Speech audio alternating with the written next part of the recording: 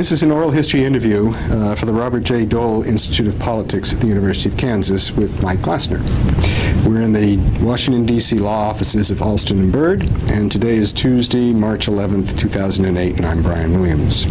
Mike, let's start with a little bit of your Kansas roots and background. Sure. I came to live in Kansas in 1972 when I was 8 years old, and moved there to live with my oldest sister and her husband. My brother and I both did that on a farm outside of Peabody, Kansas, which is in south central Kansas, northeast of Wichita, about 50 miles. So I grew up in rural Kansas in the 70s and attended the University of Kansas, where I graduated in 1985. So before your graduation, you were probably aware of Senator Dole quite a bit. Yeah, as a matter of fact, I was. I actually became aware of him, I think, in 1974. I was relatively young. I was 11 years old, I think, when he was running for his re-election to the Senate for his second term. And the county I lived in, Marion County, was a very Republican area, and so there was, I recall very clearly, a lot of Dole materials and signs, and I also can, remember some of the TV spots that were run at that time. That was really what sparked my interest in politics, was that 74 race. As a matter of fact, I and some of my cronies became somewhat well known for doing a lot of bumper sticker raids for Dole for Senate and parking lots of football games and so forth, so not necessarily authorized. So I became a Dole campaign activist at 11 years old in Marion County. And never looked back. Never looked back. You weren't in the dirty tricks? No, this was all good, clean fun. And in that county at that time, it was pretty much all Republicans. So I think Dole ran very strongly in Marion County at that time. So there didn't seem to be too much backlash from our shenanigans. And of course, that campaign was famous for having come 1 year after Roe v. Wade, and with the abortion issue popping up in a fairly dramatic way. Yeah, it certainly was. As a matter of fact, there's one ad in particular that I know has been somewhat lionized since then, but I do recall seeing it on television as a young man, where it was Dr. Bill Roy was his opponent, and there was an advertisement of a girl, I think it was a girl on a swing in a park, was one shot, and then another one was an empty swing, which was implying that if Dr. Roy had his way, she wouldn't have been born. So it was really hard-hitting politics, and I think that was really the first time that anti-abortion had been used widely as sort of a campaign issue in a Senate race. So I think it was quite remarkable as far as political science goes. That was a major turning point, I think. Well, and I guess for an 11-year-old, it was also a certain amount of sex education, right? Well, that's true. I knew very little then. I don't know that much more now, but it did make an impression on me as a young person. That politics could be a very tough business, and I think a lot of the campaign at that time was also run on the radio, which was, and living in the country, we listened to the radio quite a bit. TV, not so much, but I can also recall a lot of hard-hitting radio ads, that even at that young, tender age, hearing about that campaign. So I know it was very tough, and I think that he won by 0.1%, as I recall. So it was a very, very tough campaign, but I recall it rather clearly. Oh, sorry. So at what point did you and the senator then actually meet and start? Well, I had some ambition from then on to try to figure out some way that I could meet Senator Dole or work for him in some capacity. But my family then, we were very poor and not particularly political, and so I really had no connections to Senator Dole or the political scene at all at that time. But I had ambitions to do so. So I later went to the University of Kansas, and I was a political science major. And in my senior year there at KU, I had the opportunity to take an internship in Senator Dole's office in Topeka, Kansas, for one of his Senate field offices. So one of my friends had been an intern there, and he helped me become his successor, and so I was able to get an internship there in the spring of 1985. January, I think, till May, which was my final semester in college. So in January of that year, Kansas Day occurred in Topeka, which is the annual Republican Party convention.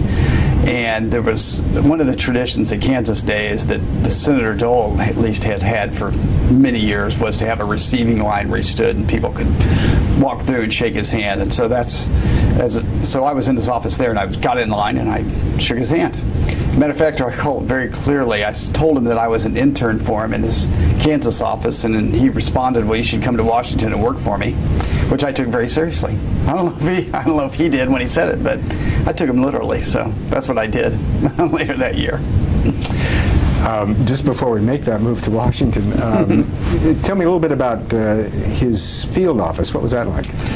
You know, that was a very interesting place to work because you're sort of on the front lines for you know, dealing with the constituents and whatever their day-to-day problems may be. You know, my job as an intern was to answer the phones, which means you really can't hide from the demands of you know, the constituents and the voters, and you're expected to be sort of provide customer service, if you will, to them. So, you know, that's probably one of the best ways to learn about how public service really works, because you're sort of there expected to give responses to people that are maybe angry or maybe upset or may not be, but you know, they're expecting you to help them out in some way. So it was really a great experience to learn about how constituent service is supposed to work. You know, years later I became his state director, so I was at the other sort of the other end of the spectrum on the, you know, the state offices. So I found later that that experience of having done that made me much more, you know, in tune to what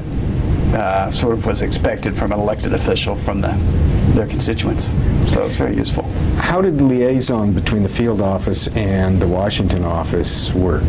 You know, one of the main roles, I think, well, there's two main roles, I think, of the field offices. One was to register citizens' positions on particular issues that were going on at the time. So, for example, people would call in and say, "I'm against this tax increase," or "for that bill," and you were expected to take a tally of the votes or the people that were calling in to express their opinions on particular issues. So that was one part, and then the second was sort of help people with problems they were having with the government, primarily with getting their Social Security check or their subsidy check or what have you, try to chase down checks for people.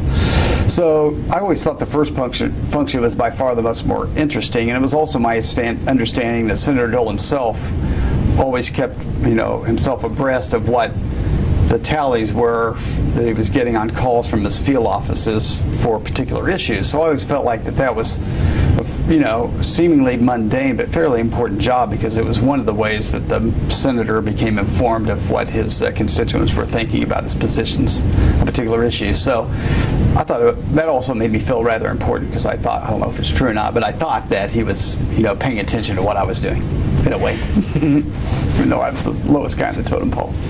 And your information was moving up through the state office, or did it go directly to Washington? I think, no, we reported directly to the AA in Washington. I think it was Mike Pettit at the time, and presumably he was paying attention to what the numbers were, and then he was passing that along to the senator himself. And you were in that office for how long, did you say? 5-6 months, I think. And did Dole drop by ever or often? Or? Yeah, he came to the office a couple of times. I don't think he spent a great deal of time in the offices, because that wasn't really that beneficial. He would come there if there was time in his schedule, you know, to make phone calls or what have you. And I think that might have happened a couple of times. So subsequent to that January Kansas Day when I saw him, I think I probably saw him on a couple of other occasions as well during that period. That was a very relatively brief period. So, did you call him up and say, "I'm coming to Washington"? And well, how did that work? Well, I didn't know exactly that way. So my brother had been longtime friends with another person who had a long association with Senator Dole, a guy named Bill Taggart. So my brother had actually dated one of the Taggart twins, one of his daughters at KU during that same era when I was there. So. Judy K. Brown, who was the director of the Topeka office, put me in touch with Bill Taggart, and I asked and she arranged for me to stay in the Taggart home when I came to Washington, which was something that a long line of Dole people coming from Kansas to Washington had done. So I was another one of the Taggart stepchildren. So I bought a one-way ticket in June, I guess, to Washington, and Taggart picked me up at the airport, and I went and stayed at his home.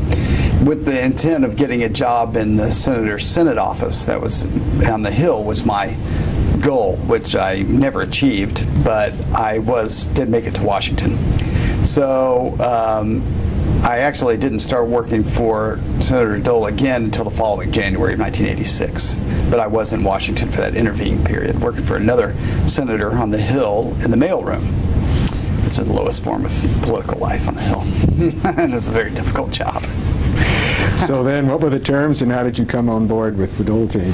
Well, I had another friend of Taggart. It became clear there really wasn't a Senate job that I was either going to get or was qualified for. So at the same time, Dole for Senate 86, which was his political committee, had an office in Alexandria, Virginia.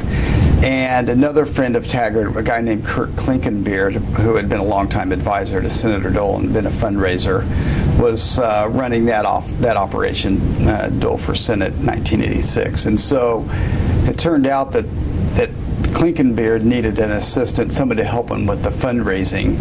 And so Taggart somehow talked Klinkenbeard into hiring me in January of 1986. So I was back home for the holidays, and he called me and offered me a job to start working for him in 86, I think it was. And that was here in Washington? Yes, in Alexandria, Virginia, in Old Town.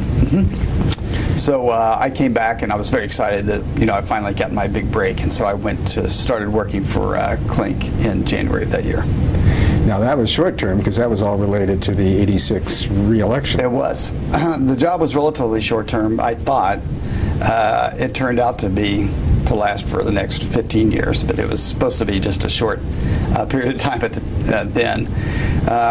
And the job changed considerably too once it started. So I worked for just a few months helping Klink do his fundraising for the re-election campaign.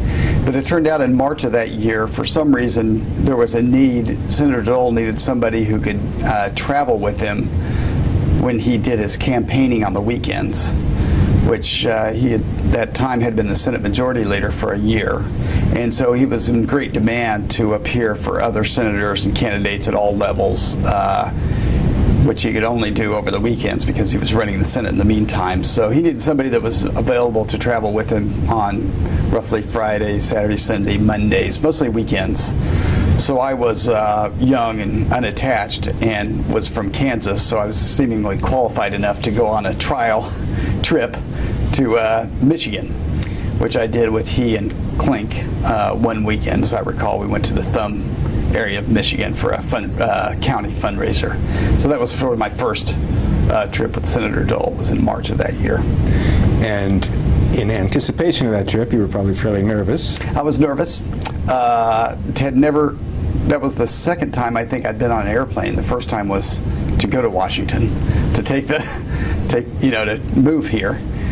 And so this was the second time, and this was not any airplane, it was a private jet, which I'd never been close to or near to at any time. So that made me nervous. Thirdly, I had no clothes because I was a pauper and had come to Washington without any means of support and still didn't have any for that matter. So I was able to scrape together enough money to buy a suit so that I could, and a tie, so that I would be presentable for this trip to Michigan. So once I got all that together, and a pair of shoes, so once I had myself pulled together and found out where the airport was and showed up on time, I was able to go on that trip. And tell me how that trip went. It was very interesting because it went very well. When you're in one of those small airplanes and there was just 3 people, you sort of can't hide your personality, and you pretty much know within a short, it's like being locked in a closet with someone. You know within a relatively short period of time whether you're going to have a rapport with them or if you're going to not.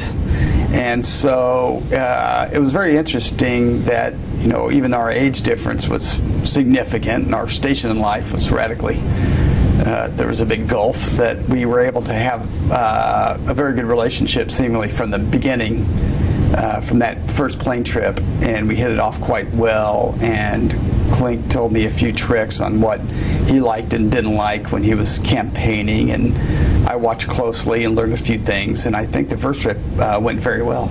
It was very interesting for me to be somewhere other than Kansas and with my boyhood hero. So I think it went fairly well. I was asked to go back the next week and subsequent weeks and months and years, so I think it went pretty well the first time. So you just grew into that job right from that Michigan trip onward? From that point onward, right. And so he needed somebody that could have the ability to go help with logistics and political follow-up, and you're sort of, and even at that time I was a one-man band, so I had to deal with the media. So I became sort of a jack of all trades, and I had to deal with whatever, anything that would occur that would come at that point. I always thought it was sort of an interesting dynamic too, because when he was in Washington, he had the Senate Majority staff, and he had his personal staff, and he had basically scores of staff people around. Yet on Fridays, when it was time to leave town for the next 3 or 4 days, it was just me. So it was quite a interesting scenario where he went from this huge infrastructure, when he was in Washington, to just one, 22-year-old guy from Peabody when he left. But not that all those people weren't there, but they weren't in the room like they had been in Washington. So it became sort of a very interesting dynamic, I thought. That it was a lot of responsibility. I mean, looking back, it seems like an incredible amount of responsibility for a young, sort of untested person. But again, we had a very good, close rapport that such that that it wasn't really uncomfortable for either of us from the beginning, and still isn't to this day. Do you recall some of the advice that Clint gave you before? Well, some of it was, yes, it was always to be on time and know the schedule very well, know where you were going and how long it was going to take to be there, whether it was be on a jet flight or on a drive time, or the time you're supposed to be in an event. There was always a well printed out schedule, and he recommended that I try to essentially memorize it before I would go on any trip, because as he explained, and it was factually true, that Senator Dole certainly had, and he knew every detail what was expected for the trip, from exactly the flight, how long a flight would be and how long a drive would be and what are the circumstances of the speech, and that he knew all that. And so when I was asked a question, I was certainly expected to know that as well. That's a staff guy. So I tried to make it my business to try to memorize and learn as much as I could about the details of the logistical details of the trip, as much as I could before we left on one. And so that was a very important aspect of that. A lot of the job too, in addition to that, was sort of being alert to whatever the political circumstances of the appearance were, who the candidate was, what he was running for, and sort of as much political intelligence as you could try to amass before you would leave on a trip, so you could appear as if you were, at least knowledgeable in some way about what it is you were doing that weekend. And another important aspect was that, considering that Senator Dole's disability, there were some things that he could and could not do as a result of that, and so a large part of the job was sort of compensating for that, certain things you would need to do to compensate for that, some of which were significant, some were insignificant, but that weren't, to do it in such ways that it wasn't really readily apparent to outsiders, so it didn't look like that he needed somebody to help him do things, that I was just another guy that was there, or maybe a security guy or whatever, some other role than that, where yet that was one of the primary roles. So a lot of the tips he gave me were how to help him with certain things that he couldn't do physically as well. Did the senator himself say to you, young man, I want you for this, this, and this, or did you just sort of grow into the job with Clink's advice? Yeah, with Clink's advice and others that had been around him for a lot of years. No, he never really made it clear what he did and didn't want me to do, but I tried to be as observant as I possibly could be. Although probably, that was a long time ago, but in the early years of doing that, he might have asked me to do some things like open a Coke bottle, which or wouldn't necessarily have occurred to me that he couldn't do.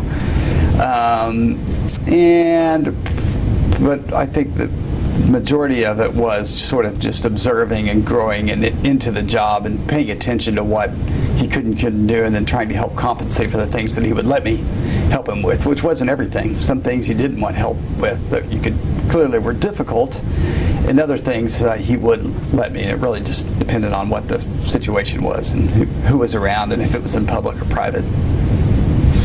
Would you mind talking a little bit about what he could or couldn't do?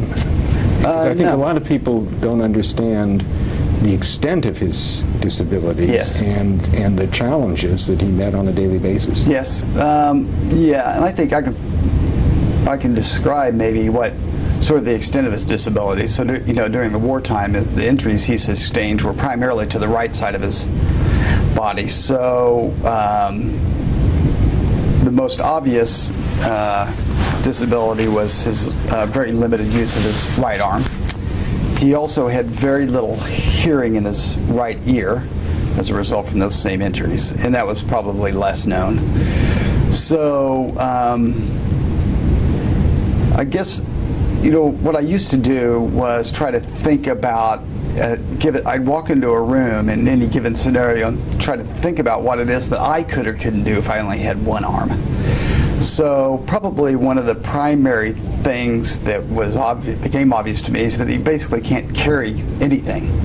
So, because if he were to carry anything, he would have to do it with his left arm, and then he wouldn't be able to shake hands, which was his main job when we were on the campaign trail. Not main job, that's a function that people expect you to do whenever they see you, is shake your hand in the political life.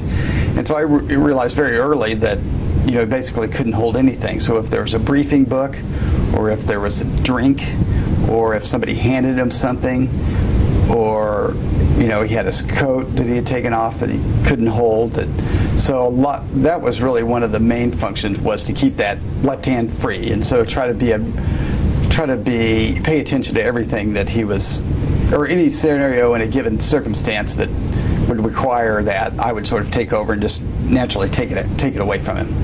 So that would extend to a variety of those things. A few if I just listed. I would also try to take care when I was speaking to him, to try to speak into his left ear, so make it easier for him to hear me and understand what I was trying to say to him. And a number of other functions, probably the primary ones are autographs. People always wanted an autograph from him, and I've, along with them, I have, tens of thousands of autographs, I'm sure. But if you think about trying to sign an autograph with one hand, it's virtually impossible, because typically you hold whatever the piece of paper is with one hand and sign it with the other, which was not possible in his case. So I always carried a little black notebook around, which I did from that first trip on till today, if I'm ever with him, which is rarely, but if I am, I always, and if that's part of what I'm supposed to be doing, so that I would hold it like this, and whatever that he was signing was go down, and I would hold that down, and then he would sign it. So I would always stay sort of on his right side, and that was one of the main functions, was the signing of the autograph, of which there was just hundreds of thousands, over the years that had to be done. And that also served a helpful function too, because if I was standing to his right, I was able to prevent people from grabbing his right arm or his right hand, which I think caused him discomfort. So if you're sort of in the way, they can't do that. So I would always try to stand on that side, and always find a reason to stand on that side and keep people from doing that. Probably one of the other major functions, if you think about it, is eating food. So eating food, if you think about it with one hand, is fairly difficult, particularly if it's a piece of meat. So that's another thing that I always paid attention to, and always was preemptive about going to a maitre d', or go to the kitchen, or go to whoever was serving the dinner if it was a private home, and ask them to cut up his meat in little pieces before they brought it out to the table, so it wasn't even apparent that was required for him to do. So those are probably a couple of examples of the main things in that piece of the job that I always try to pay attention to. And what about dressing, or taking the coat off and things like that? No, that was always something that he was able to do on his own entirely. So I never really had to help him get dressed or undressed at all. Now, I think it was exceedingly difficult for him, and I think it took a long time for him to do it.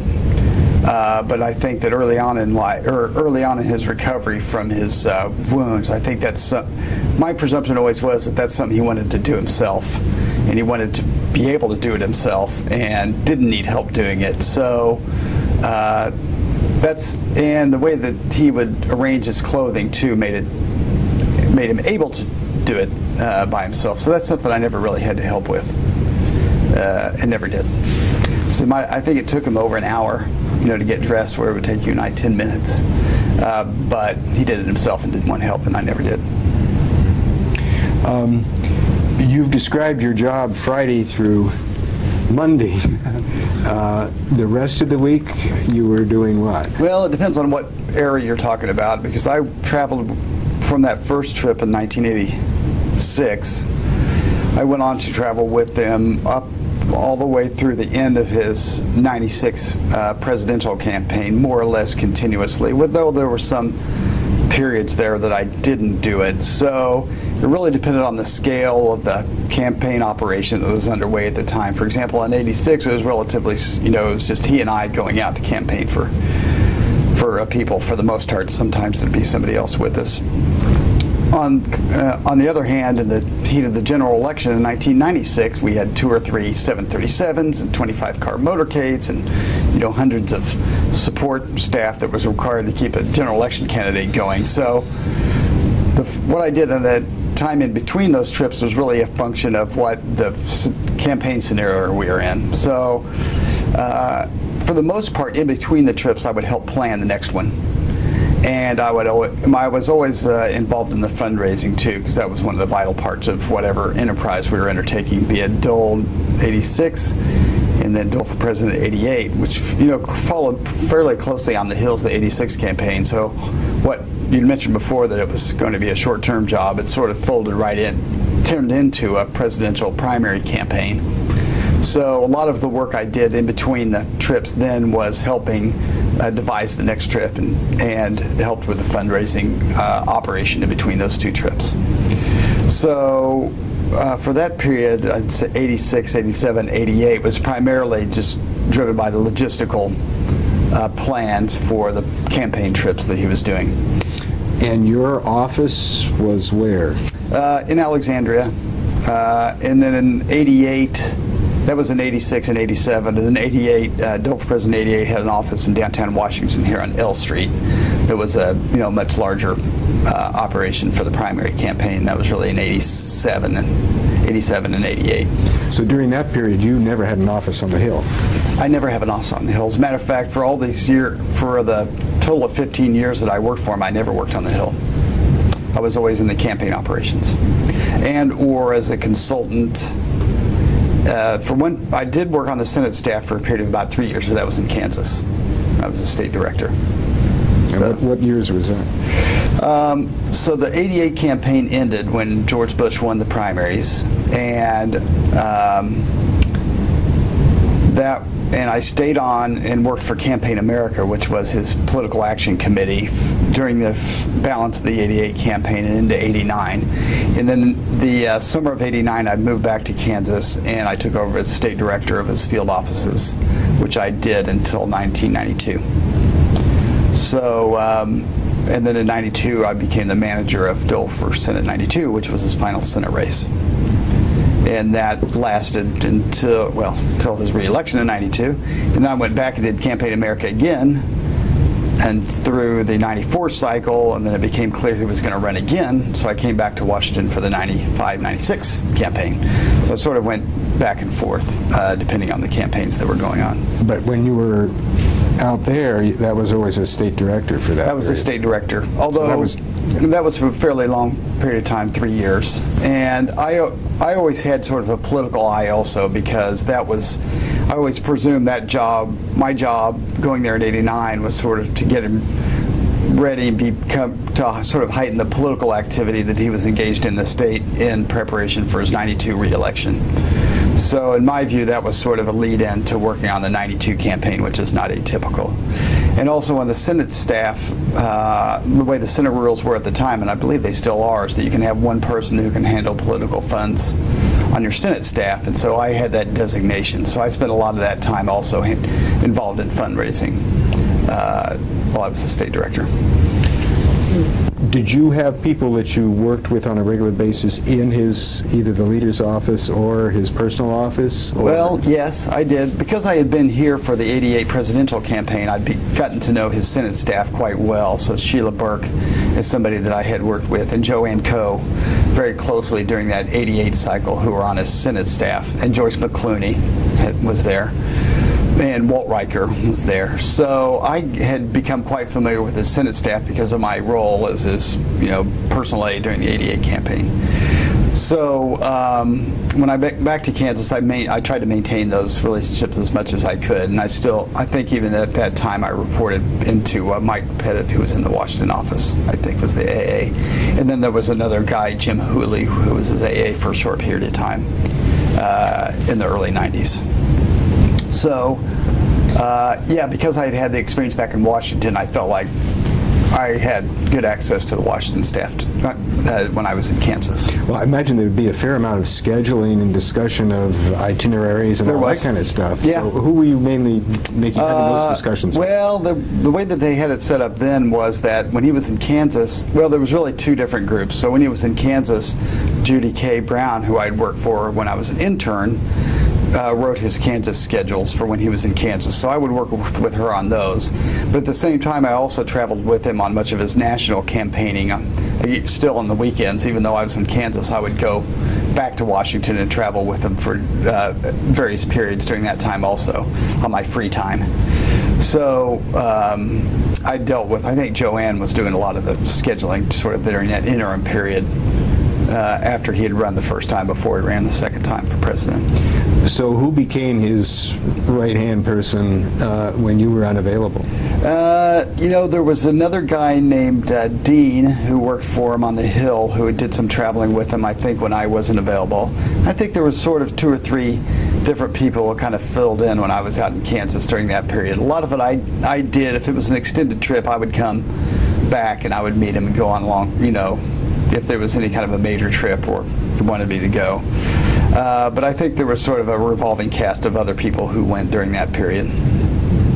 Did anyone ever express resentment that you had this incredible access to him? And you know, not to me. I never, you know, it might have been. It was sort of a job that everybody understood had to be done, and I think that the staff also knew that the more experience you had at it, that probably the better you were and that easier it would be on everyone. So I never really felt any kind of resentment or negativity with the staff for the role I had, just because I'd been, you know, after I did it for a year or two, I became sort of a standard part of the operation, and so I can't really recall if there was any kind of resentment of that type. And I always tried to be sort of a fair broker too, because I was, you know, was the only person who was really an eyewitness to what was going on, you know, for half the week of his life. I always tried to be good about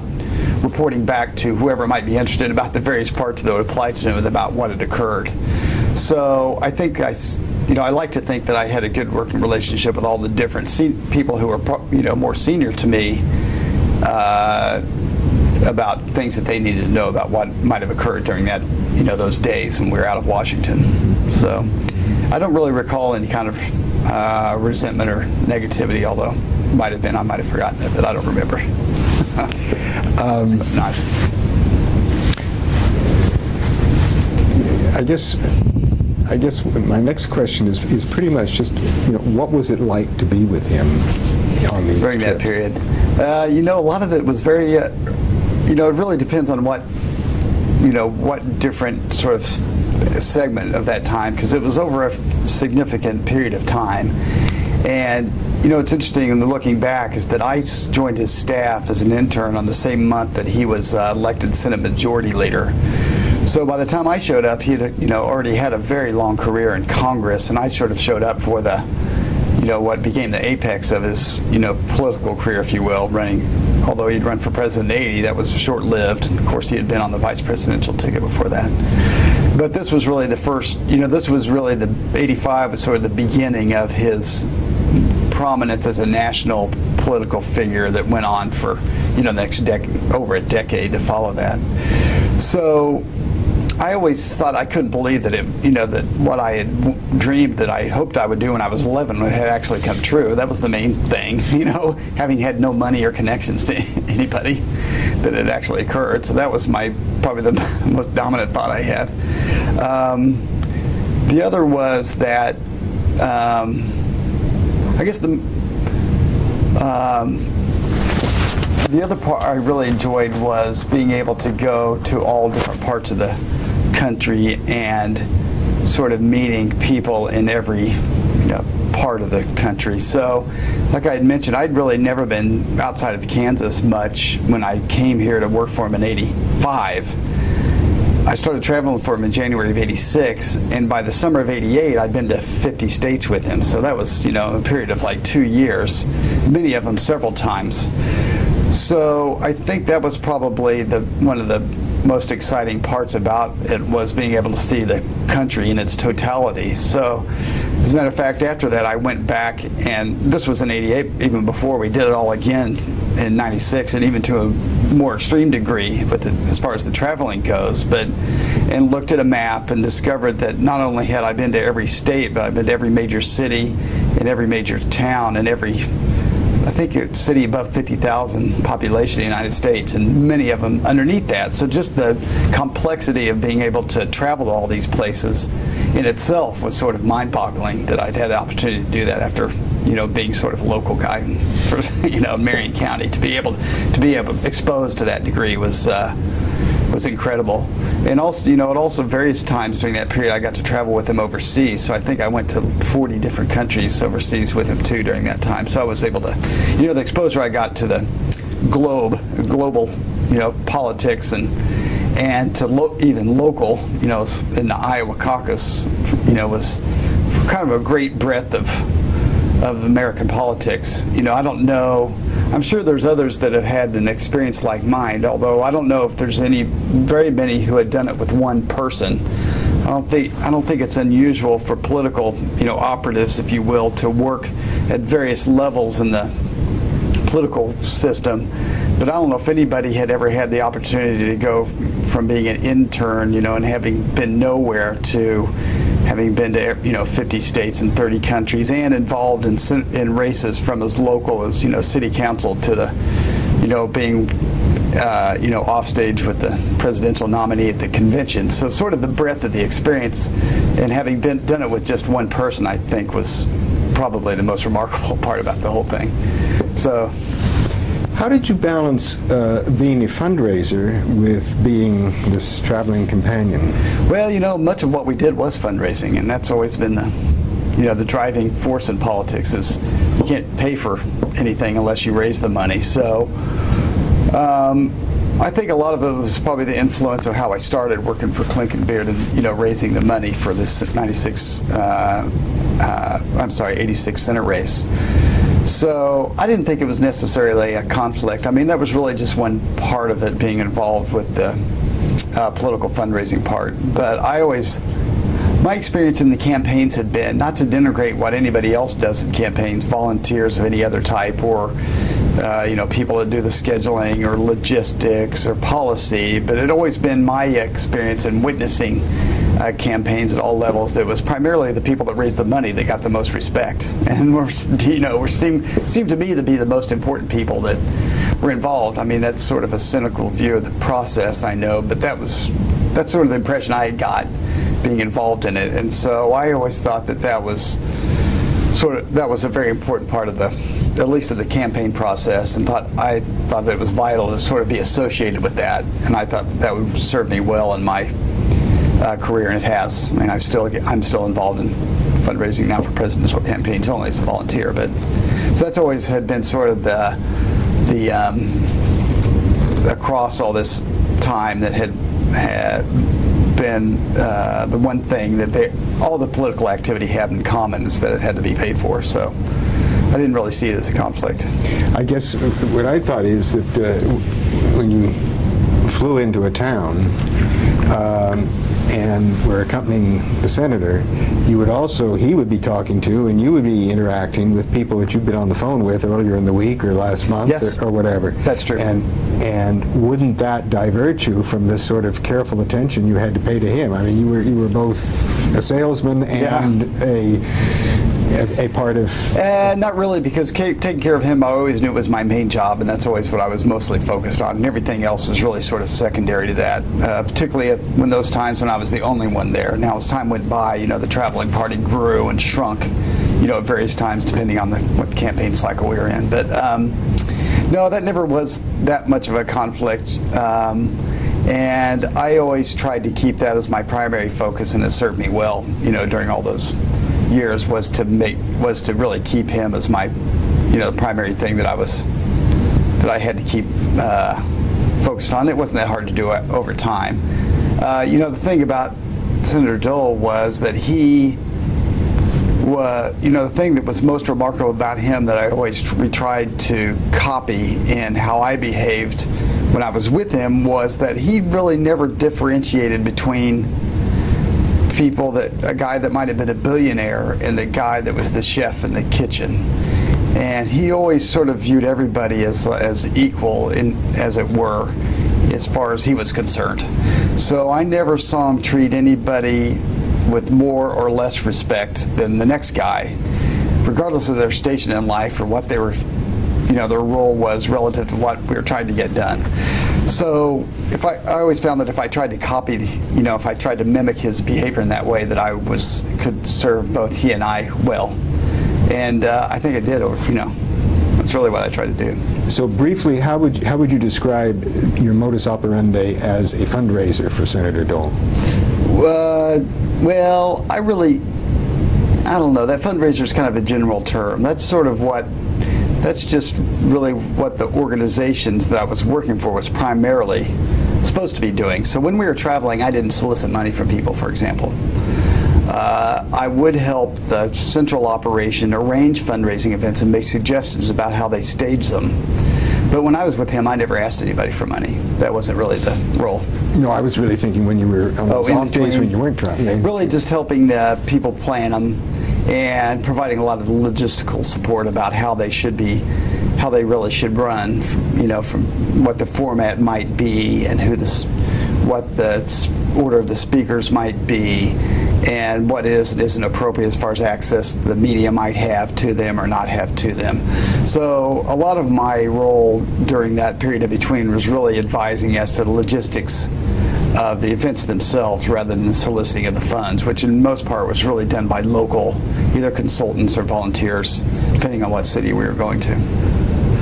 So as far as actively soliciting funds and asking people for money, I really didn't do that. Although I did collect the money. That was one of my primary jobs. And when we were at events, I would oftentimes be the recipients of the funds. And so I would always carried around, envelopes full of checks with me. And I would bring them back. And I would count them and make sure that they were what they were supposed to be and give them back to the Washington office. I read somewhere that you became a bit of a problem for the visual media because you always were sort of the Zelig, the guy in the picture all the time. Yeah. Talk about that a little bit. That was, I had somewhat of a reputation with the media for doing that. That was sort of a function of my role. I think I described earlier that a lot of my job was to sort of protect his right side. And so in a lot of situations, particularly before we had, a 96 campaign for a long period, we had Secret Service coverage. So it was a lot, during that period, it was a lot easier to control sort of the crush of the press and of, people around them because the Secret Service was really doing that. But for the many years leading up to that time when we didn't have security at all, I sort of had to do that too. And a lot of, the press, when they go into their feeding frenzy, tend to get fairly aggressive, and they'll basically close in on you. And and particularly if there's a crisis going on, they'll basically surround you and almost crush you. So that was sort of one of my roles I got, was standing next to them, basically fighting them off to keep them from, smashing up against him. So I think a lot of the press maybe didn't understand that was why I was standing there. But I was always standing there, and I wasn't ever going to move. So one of the nicknames I picked up, I think it was during the ¡88 campaign, was Damien, because I was always sort of the evil guy that was standing in front of their camera when they didn't want me to. So as a matter of fact, and I also came up with a sort of a slogan I used on cameraman who would complain about me being in their way, and I would say to them, if I'm in your shot, then you're out of position. Rather than they always assumed it was me that was out of position, but I always explained to them it was them. So that was sort of the it became sort of a running joke, even with my family. My grandmother, who was alive during the '88 campaign, used to watch a lot of television, and I was always on there because anytime he was on, it wasn't in like a staged speech. Well, there I would be standing next to him. So, kind of the joke within the family would be, well, who's that guy that's always with Mike on the television? so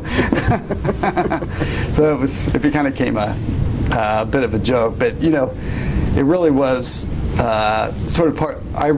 It was part of my job that I had to do, and there wasn't really an option for me not to stand there and be in the shot or be next to him, because it was something that had to be done. So I just happened to be the guy doing it, I think, and for over such a long period of time. In other words, if there would have been a cast of 10 different people standing there, it probably wouldn't have been as noticeable. But for years, it was just me.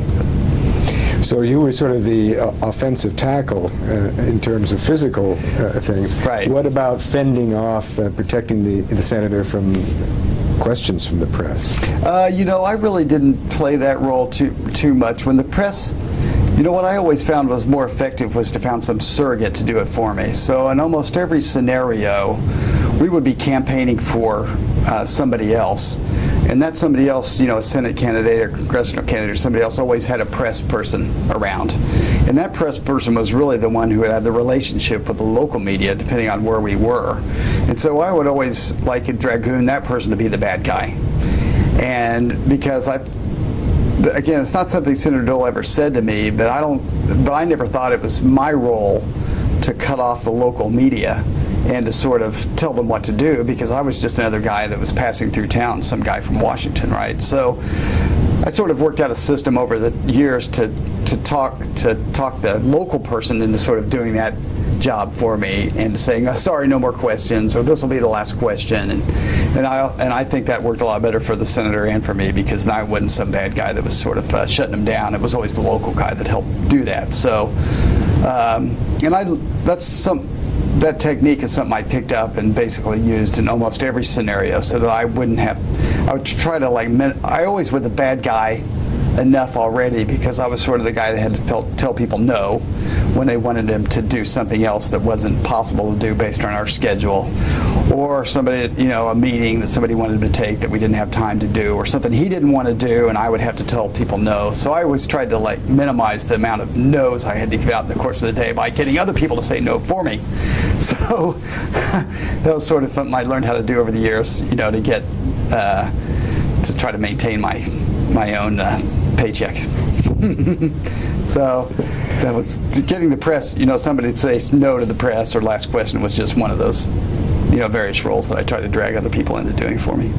Just generally and briefly, how would you describe Senator Dole's relationship with the press?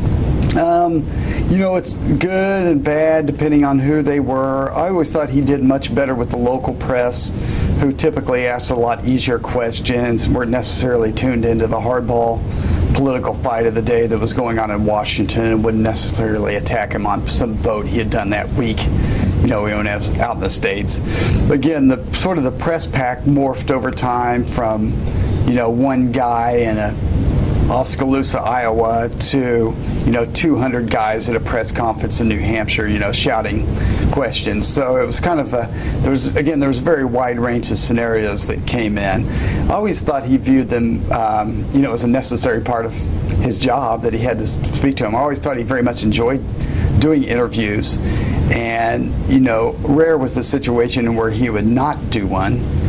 And I think he understood that it was a significant part of the job that he had to do. I think the primary value, if not the major value or the primary value he had to candidates when we would come in and campaign for him, was his ability to attract media. So if he came to town and candidate X was standing next to him, they could get all the press in town would show up for a press conference, which otherwise wouldn't happen for this guy. So which would result in, an invaluable amount of free media for this candidate. So that was really one of the major pieces of leverage that he would bring to candidates for the Senate or Congress that they couldn't otherwise get, was this vast attention to the media, particularly during the time he was the Senate Majority Leader, which was the whole time I was around. So, with the exception of the end of the '96 campaign. So, I think that he understood that that was one of his major roles, was attracting this media pack and trying to be as accommodating to them as he possibly could be, considering the circumstances. So, over time there were a lot of incidents that weren't that happy, that and things, bad things that happened with the media, just like there are with any candidate. But I think for the most part it was a very positive type relationship that he had with them. But again, there's different, they had different levels of access to him depending on what was going on. For example, during the general election in '96, we would have 50 of them would be in the back of the plane. And one of the general rules is that if you're available to one of them, you have to be available to all of them, which wasn't really possible within the scenario of the plane, although John McCain has tried to do that, try to sort of break that rule. But I think the relationship with the media was very good, and I think that you'll find that the people that covered him regularly during that era, really came to admire the guy, because he's obviously an American hero and a great statesman and great legislative leader, and so that was widely recognized, at the time by everybody. So I don't think there was very little hostility that I ever encountered with the media, except for when they would get like I sort of described before. At certain times they would become, physically aggressive and just trying to get their shot or their story, and that was really the only times we ever had any problems. But I was usually there to sort of elbow them out of the way. My guess would be that he would have been more comfortable, he was more comfortable in sort of controlled situations, either sitting down in the studio or something like that, rather than the kind of rabble thing with... Yeah, that's true for the most part, because, that's probably true. A lot of the juggling, particularly when he was running for president during those two periods, trying to juggle the two, arguably, well, definitely full-time roles of being a candidate for president and being in the majority leader of the Senate were almost impossible to do both at the same time, and to try to bifurcate those was also impossible, because they were totally intertwined, because he was one because he was the other, and arguably.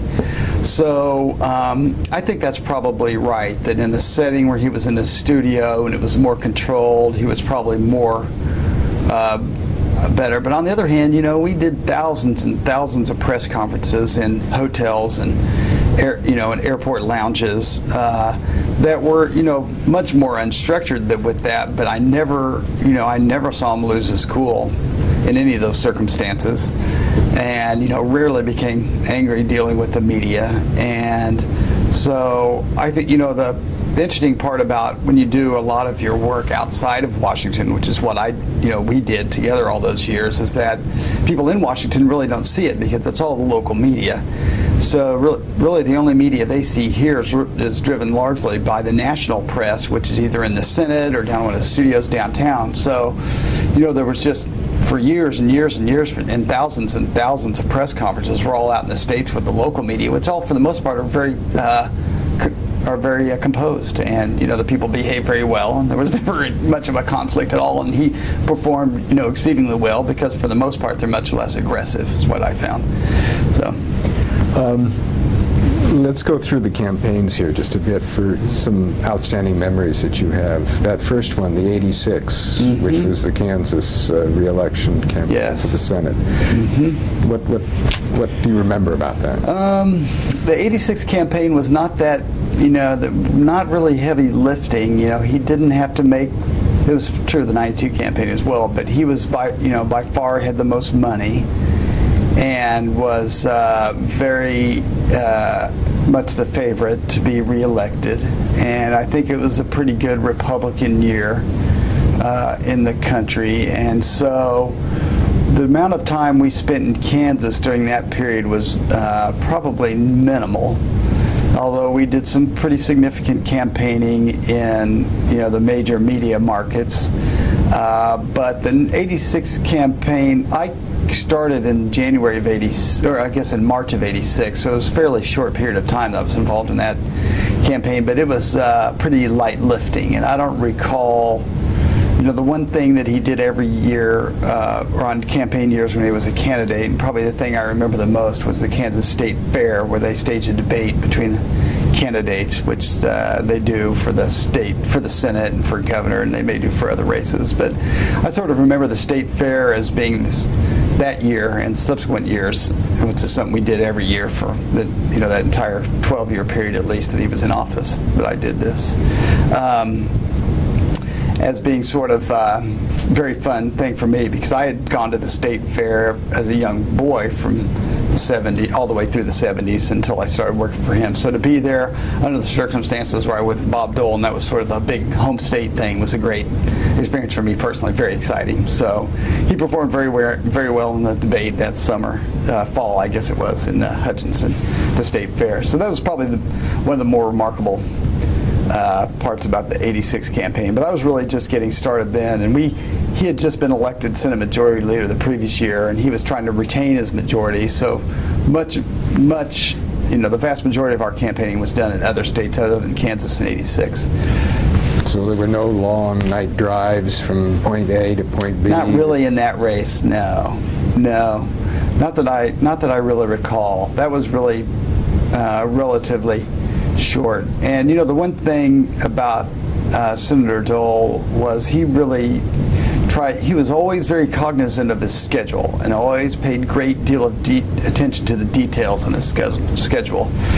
For a guy that never wore a watch, he knew exactly, he had a great sense of what time it was and what time he was supposed to be there somewhere, and if he was late or not, even though he never, as far as I knew, never knew exactly what time it was. But over the years had developed this highly attuned sense of the logistics of time that it took to execute a campaign day. So I think one of the more remarkable things about '86 and subsequent years is that we would campaign in 3 or 4 states a day. It was not atypical during that period. If you have your own airplane, you can do that. You can do multiple stops, and if you hit the right time zones right, you can hit a lot of media markets, in a given day, and we did a lot of that. So one thing he was very well attuned is that there weren't long drives in any of his campaign days, and it was really unusual to have a drive of any length because we were always careful to structure things such that that wasn't possible. And particularly in Kansas, there's airstrips almost everywhere, and almost every county has one of their own. And if you're determined not to drive, you can fly almost everywhere, and we did. So there was a great deal of flying involved. But the '86 campaign, I really don't, at this moment, don't recall any particularly noteworthy things, only because it was a rather limited campaign within Kansas that year. Just on this matter of time, so many politicians are sort of famous for never being anywhere on time. Right. It bothered him if he weren't on time. Was that yes. It was always very well attuned to that. And I think that was might be one of the major contributions I made over time to the campaign organizations, is that I could help advise whoever was writing the schedule exactly how much time something took for him to do, or for to fly somewhere or drive somewhere. After I'd been all these states repeatedly for a number of years, I sort of have a pretty good sense of where all the airports were and where all the cities were. So I think I had a pretty good, that's one of the main things I could help them do. And so no, he was extremely well attuned, and unlike, jumping forward to the '96 campaign, that was sort of one of the main points of pride that we had with the Clinton campaign. Clinton was always on Clinton time, they called it, and it was all perpetually late, an hour or 2 hours late for stuff. And we always made it a point not to be, and that was always due to Senator Dole's interest and his leadership in that matter, that he was very determined that he would stay on time. And for the most part, I think we did very well with doing that. And something he had said repeatedly over the years, that he didn't think it was fair that people should wait to see him, because it was really most people would go, and a lot of people did go through considerable amount of effort to get to an event that he was at, and he always thought it wasn't right to make them wait when, if he was late, it was a sort of a form of dishonesty to them. So that was something he was very, very well attuned to, and we always tried to work on. Right. I want to get some details on a couple of the other campaigns, but sure. We need to change tape. Okay.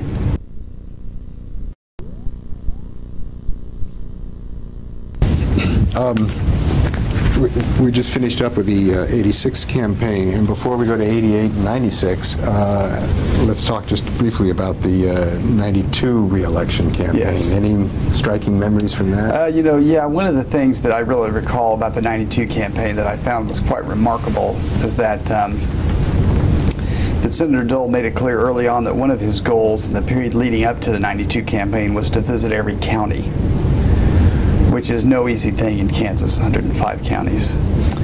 So, and many of them are not easy to get to. So that was a very, I had been his state director, and so a lot of the, the years leading up to '92, we tried to, so the idea was in calendar year 91 and 92 to try to visit every county.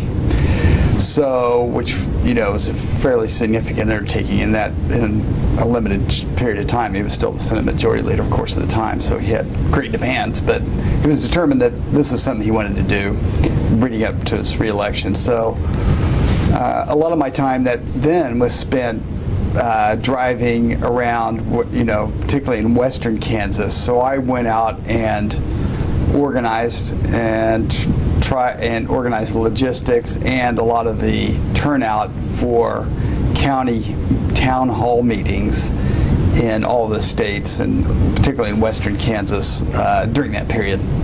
So that was a lot of driving in western Kansas from county seat to county seat, just preparing for the meetings and finding all the locations and learning, finding the route from one county to the next county and finding hotels. And so it was sort of a macro exercise in what we had done in the '88 presidential campaign. So, but it was in the state of Kansas. So that was probably the most remarkable part about the '92 campaign is that, like a freshman senator or somebody who was running uphill battle for the campaign, he took it very seriously and was not taking his re-election for granted at all, although he did not have a well-known or well-financed opponent at any time during that campaign. He was determined to sort of run like he was behind, and he did. And we did go to every county and had a town hall meeting in every county, and so that was a really very strenuous undertaking that a lot of people, I don't think, really even knew what was going on, but he was determined to do it, and we were able to do it during that period. So it was sort of remarkable to me that this guy, who by that time had been in Congress and the Senate for 32 years, I guess, wasn't taking anything for granted even in his home state, and was determined to do it properly and go and meet with as many voters as he possibly could, even though he didn't have to, but he thought it was the right thing to do, and that's what we did. So that was a very grueling undertaking, but it got done with the help of a lot of people. Worked hard, but that was sort of the most remarkable part, I think, about that campaign.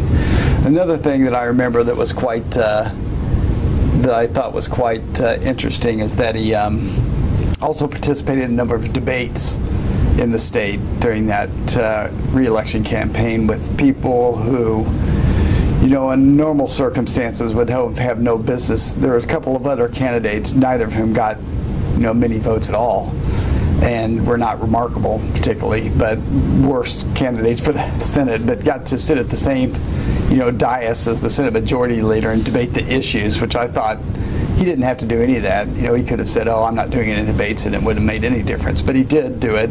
I think there were half a dozen of them that he did in various markets in Kansas. So again, that was sort of another thing that impressed me, that the guy wasn't, he was serious about keeping his job and doing it the right way, and that he would go through, having debates with these people who had no chance of winning, but he would do it anyway. So that was remarkable. And we also had he had an overwhelming advantage in his fundraising because he was the Senate Majority Leader. There was no shortage of money. But again, we bought a lot of television ads and built up, a significant campaign organization, taking nothing for granted, which again we didn't really need to do, but he wanted to do it because I don't know if he knew then that was his last Senate race or not, but it seemed to me that he was taking great care to do it the right way. And so we had a proper county chairman in every county and organized various coalitions, veterans or Women for Dole, that was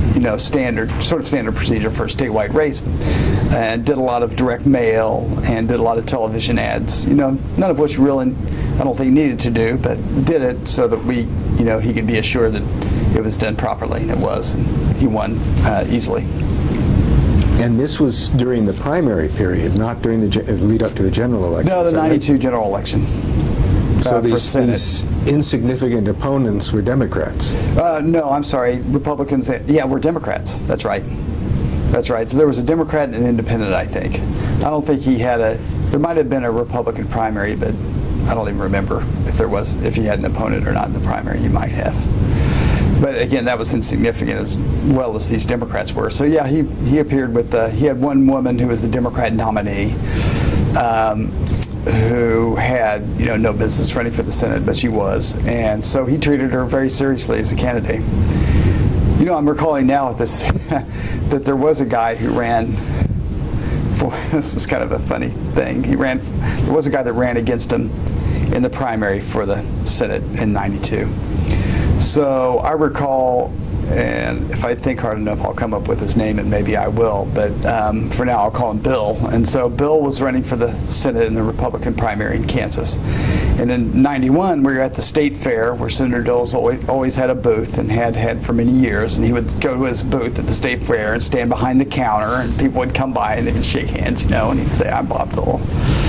It's the same thing that had gone on there for decades at the fair with him and others, since forever. And so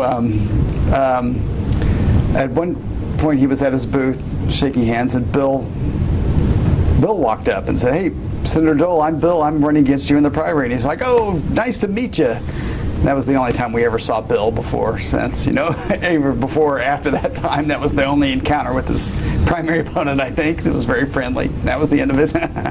So I thought that was kind of strange. But had he taken flack in '86 for not having been attentive to the folks back home? Well, I wouldn't say that he was inattentive.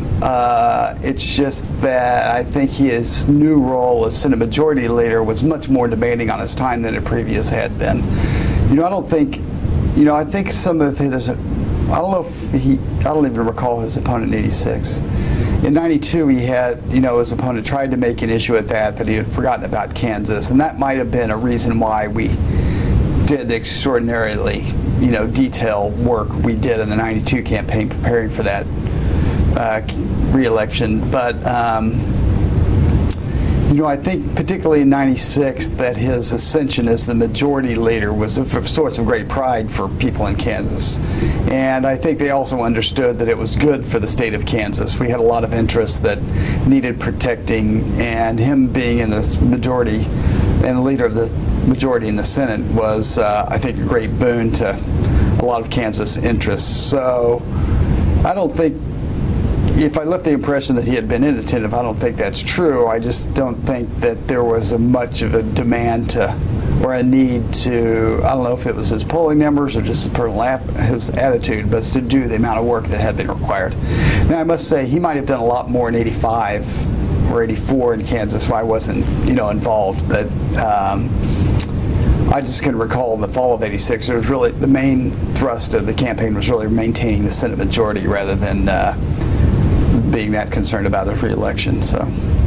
And when you were with him in '92, at any point did he talk about presidential aspirations for '96? No, for most of us who had been involved in '88, we presume that was over with after he lost the primaries in '88. I don't know if he ever had the idea that he would run again, but certainly those of us who worked for him certainly didn't. As a matter of fact, I was ready in '99. I was ready to go get a different job somewhere because I assumed his political career was over. I knew he'd continue to be the majority leader and be in the Senate, but I never imagined he would be a candidate for president again. So, no, I don't think that was ever in anybody's mind in '92 in particular. That thought only, maybe he was considering it in '96, but none of our, the people that were in my orbit at that time thought that he would run again. That really only became clear that might happen after the '94 elections when the Republicans won back the House and the Senate, which was quite, that was a historical moment. And he became the de facto head of the party as the majority leader again of the Senate with an opposition president. So I don't really think, I certainly didn't think he was going to run again, and I would have known presumably as well as anyone, and I don't think anybody on the staff presumed that was a possibility until sort of he was thrust back into this position as being sort of the de facto party head after the '94 elections. So But I'll tell you this, that his campaign for president for 96 developed very quickly after those 94 elections. So it became very apparent that it was a possibility very soon after the 94 campaign occurred. There is a certain degree of appeal in thinking about his having done this county by county, going through the state, if that really was in his mind his last re-election. Mm-hmm. Sort of, right, that was sort of my nice presumption. Sense to it, doesn't it? Yeah, it really does. And I think that, you know, the turnouts that we had in even the most remote counties were very good. And, you know, probably one of the more remarkable things that I learned during that campaign, just being around him, was his ability to remember people and their extended families. I mean, in some of these more remote counties, he would see Mrs. Smith, Betty Smith, and he'd ask about her he said he knew her father, and he asked her about her brother, and he would ask about the cousins, and he had like an encyclopedic knowledge of people's, you know, names and what they were doing in all these counties in western Kansas, which, you know, I found was quite remarkable, considering that, you know, but I guess I shouldn't, in that he had been running continuously in those counties since 1960, so I guess he had better know who they are, but his ability to recall the names and sort of relations between people was really unbelievable. I couldn't, you know, it's remarkable. Let's shift to 88 now. The 88 campaign, yeah. So the 88 campaign was it was a great experience for me, because I guess we sort of knew in 86 that he might be a candidate for 88. Everybody knew that Ronald Reagan would be finishing up with his second term. Everybody also knew that Vice President Bush was going to be running to succeed him. So the 88 campaign, in my view, was always an uphill battle and sort of a underdog fight from the beginning, because the Bush machine had been well established by that time. And, you know, even though it was sort of an interesting dynamic, because even though Senator Dole was the majority leader of the Senate and had been a significant figure in his party, I always felt like we were sort of the insurgents and the outsiders, because we were not Bush people.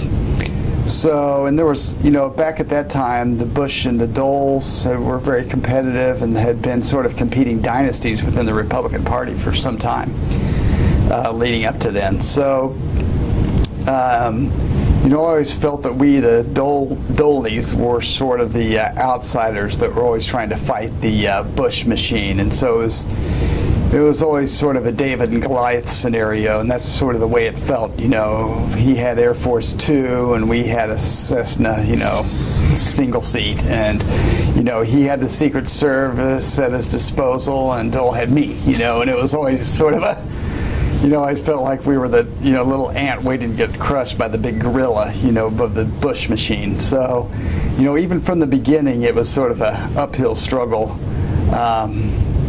And we always knew that sort of the forces of the Bush was, you know, always going to overpower us. And at least that's how I felt, you know, that it was always going to be an uphill battle and extremely tough struggle from the beginning, and it was.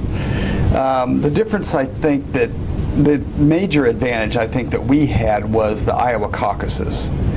And the Iowa caucuses, in campaigning for the Iowa caucuses, you know, in retrospect now, was not dissimilar at all to what we did in '92 in his Senate re-election. So it's really campaigning on the most local level. The people in Iowa and the people in Kansas are very similar in their temperament and their geography and in their views. So it really was not dissimilar to, I think, the type of campaigning that he had done for much of his career in Kansas.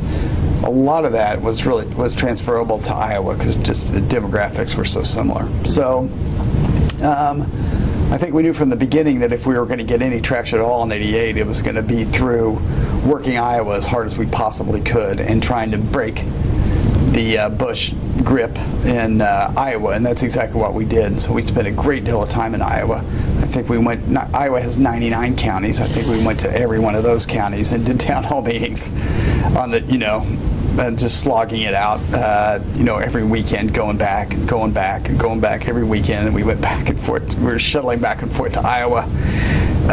pretty much nonstop basis during that period, 87 and 88, in the early 88, all of 87 and early part of 88, with occasional trips to New Hampshire, because you always knew that you had to, even if you did win Iowa, you had to carry some momentum into New Hampshire if you were going to, sort of go beyond that point in South Carolina and the other states. So, but that campaign was really all about Iowa, and he built up a great deal of goodwill in Iowa, and we campaigned really hard in Iowa, and that was probably the highlight of the campaign, was winning the Iowa caucuses and beating George Bush in Iowa, which, by the way, he had carried, I think, the 80 caucuses he actually won when he was running for president in the primaries against Reagan.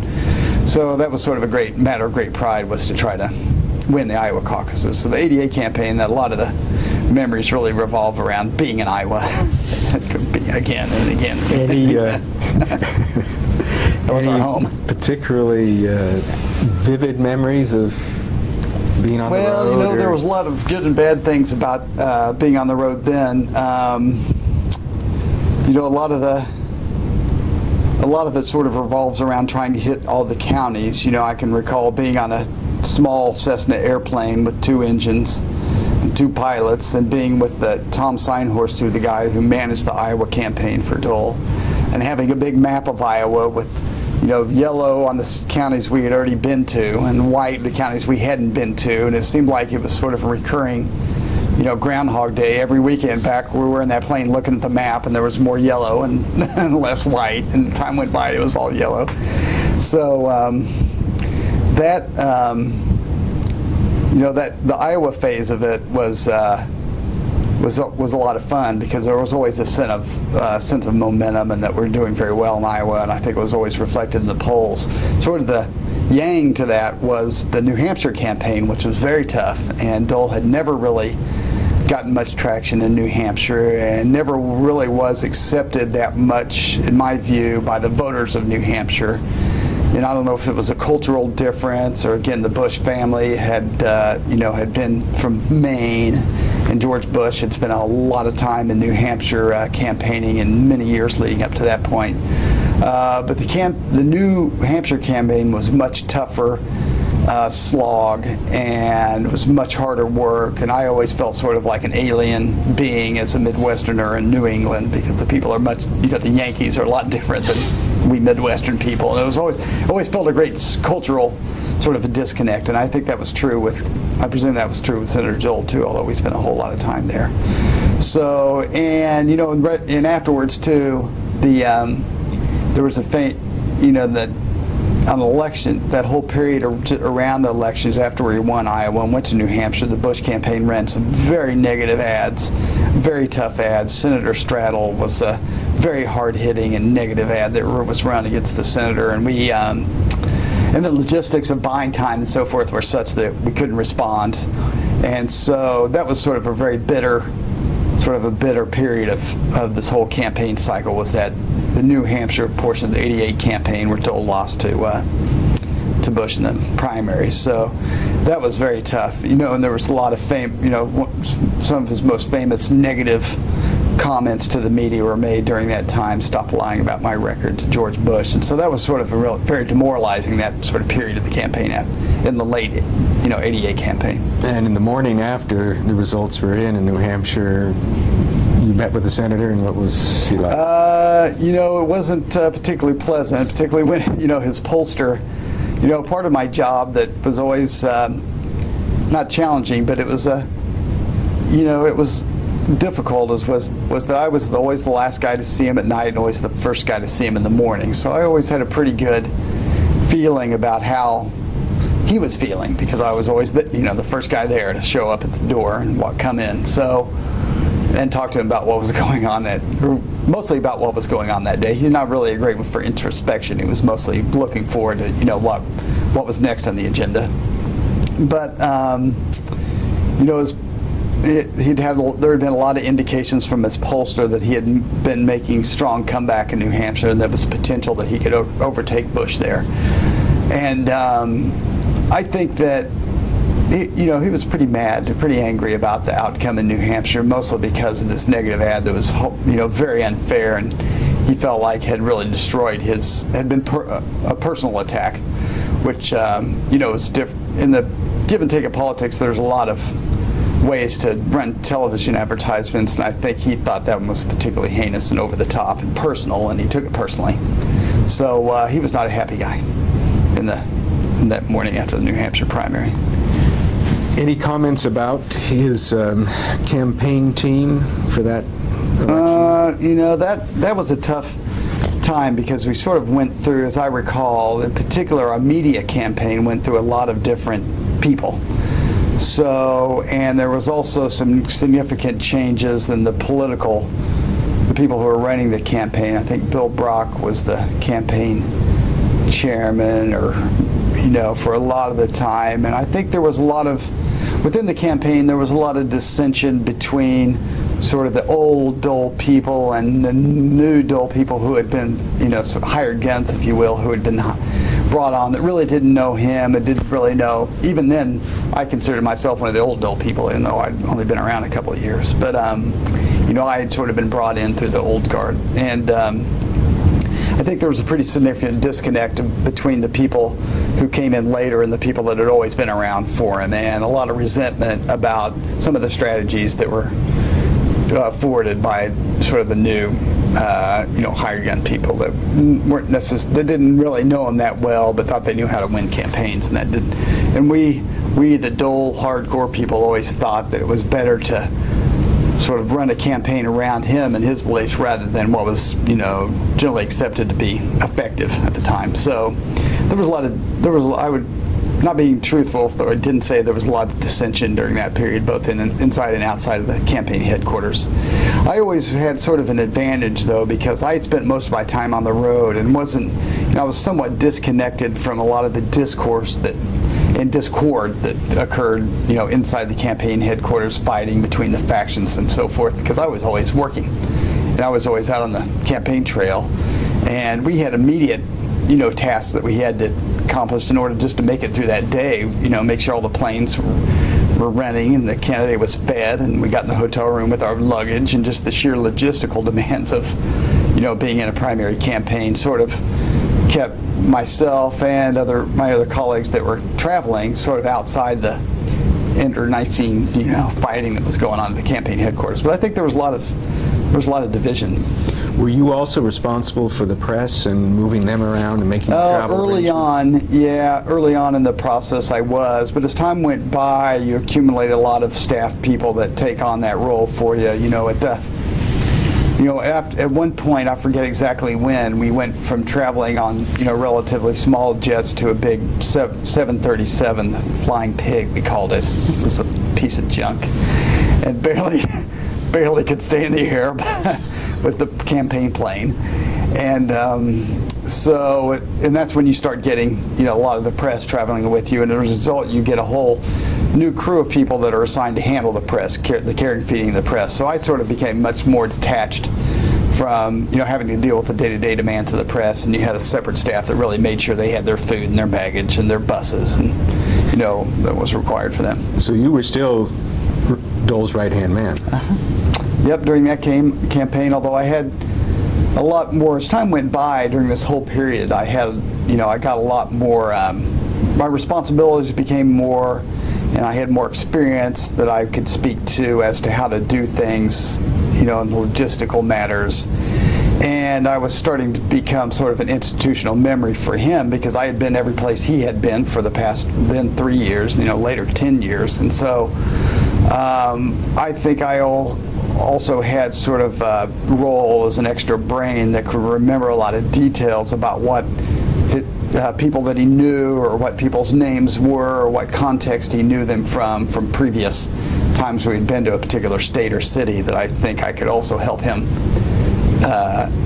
just day-to-day interactions with people. I could remind him, when we had been there, because I also had and have some success in recalling details about names and places and time frames and so forth. So I think that was, I don't know if I learned that from him or if I already had it, but it was useful to him, I think, in that regard too. So let's move to 96. to the 96 campaign. The 96 campaign was a much different experience than 88 because by that time, he had 94, in the aftermath of 94 elections, he became the sort of the titular head of the party. And so, you know, one of his great comments that he made in January of 95 that I thought was always one of the great ones was he said, well, Bill, the good news is that Bill Clinton's now having his honeymoon. The bad news is that I'm his chaperone. So it was clear that the Dole and Clinton were an item, you know, from that time on, and were going to be, you know, from going forward. And so, you know, in retrospect now, it didn't seem that unusual at all that he was going to become the nominee. I mean, I think from that point forward, he became the front runner for the nominee and always, to become the nominee, and always was. So it was a much different scenario than we had been in '88 with the Bush, you know, vice presidency, sort of, and this, you know, being wearing the mantle of the Reagan presidency, and there was nobody like that this time around. And so it was a much different experience. It was a lot more. Now, at the same time, of course, it wasn't an open seat like '88, where there was a much better chance of winning. You know, taking on an incumbent presidency and under any circumstances is challenging. But becoming the Republican nominee seemed to be relatively early on to be a given because we by far had the best organization. He'd already won the Iowa caucuses before. He was also always already well known in New Hampshire and many of the other states because we'd been more or less campaigning nonstop since between that '88 and '96, which was a long period of time.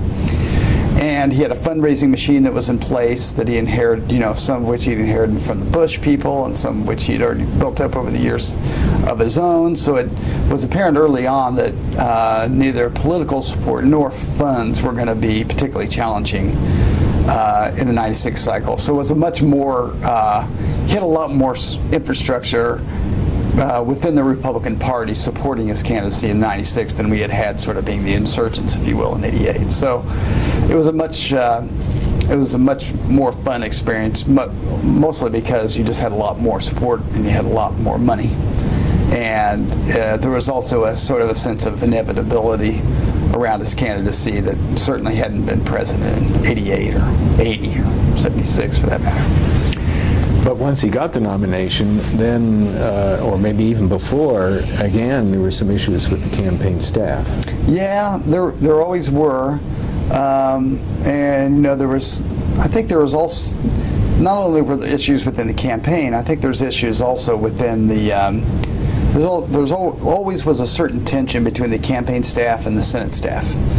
Because they were, both of them, you know, by the time 95 started progressing, both of them had become, well, the Senate staff was fairly fixed size, but it was the majority leader's office in the Capitol. It was very prestigious, and he had his personal office, and he also had, you know, a large number of patronage positions that he appointed people to, and so there was a large number of people in the Capitol and in Washington who were, you know, providing his infrastructure, if you will. And then growing up, you know, very rapidly, sort of beside that, was this campaign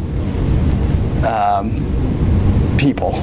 And, you know, I sort of was always kind of had a foot in both worlds, but many people did not, just because I'd been around for so long by that time. But most people did not, and it's one of the things I've always sort of found remarkable about Washington and campaigns and politics is that they're really completely, in my view, they're really completely separate enterprises. The public policy making machinations in the Capitol and in the Senate and the House, and then the campaign side of it, that I always found that they were clearly different and they had totally different ways of operating. Some people think that they're transferable, and some people have tried to go between them, but I found that it's really not possible, and they're really not, you can't really do both. I think that's one of the conflicts that had always been present. So you had sort of a tension between the campaign people, who were in most large part were professionals and had been in the campaign business, and then the Senate people who also wanted to participate in the campaign, but didn't necessarily have experience in it. So I think there was also always sort of a struggle between the people that were heading up both sides of the operation, and that Senator Dole himself was clearly in both worlds, but there was also always a constant demand for his time and attention to both worlds. I mean, it's to him being the leading nominee for the presidency and leading the Republican majority in the Senate at the same time was an exceedingly huge burden. I mean, the amount of paperwork that we would leave to campaign for a week, and this was really not, really still most of the paper was coming to us by fax at that time. So one of the major struggles that I had and other was trying to get volumes of paper, faxed to wherever we were going or onto the plane wherever we were, because I was also sort of the gatekeeper for all the paper. So all the paper, for the Senate Majority Leader had to come through me to get to him to make decisions too. So that became a terrible struggle, was just dealing with the sheer paperwork, volume of work that was required by his Senate responsibilities. So you're trying to do the Senate Majority Leader and you're trying to concentrate. Running for president was a great struggle, very difficult. And you were always thought of yourself as being on the campaign side. Yes, correct? I really did.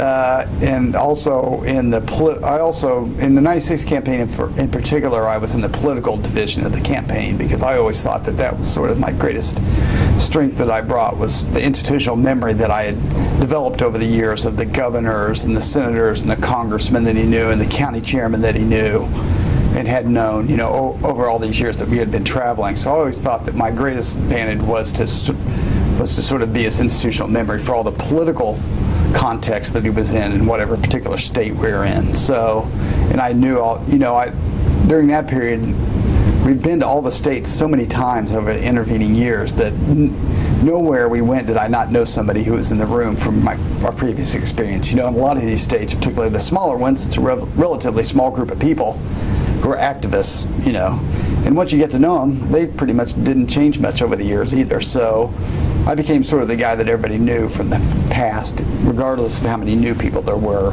from the campaign. So even though I had an excellent relationship with his staff in the Senate, with his chiefs of staff and his other staff people, I always was pretty much squarely in the campaign world, I thought. Or at least that's how I viewed myself, because that's really where that's where I was. I guess I need to ask you about the PAC side of the Bob Dole enterprise. Right. Just describe that a little bit. The Political Action Committee. Mm-hmm. So, and where that figured in with the campaign and how all these parts sort of went together or didn't go together. Right. Right. So there were really three main political operations that I worked for during the whole period, except for the time I was his state director. There was this Senate re-election campaigns, and that had a fairly narrow and discrete purpose, was to raise money to pay to run his re-elections to the Senate. The presidential campaigns, again, were fairly clear on what the objectives of raising monies for that was: to advertise and to pay for the road show and to get him, win primary states and general elections. The PACs at that time, and I think still are, particularly what are called leadership PACs, which are sponsored by people who hold leadership positions in the Senate or the House, were sort of a bridge between those two things. So in many ways, a federal leadership PAC was sort of a precursor to a presidential campaign.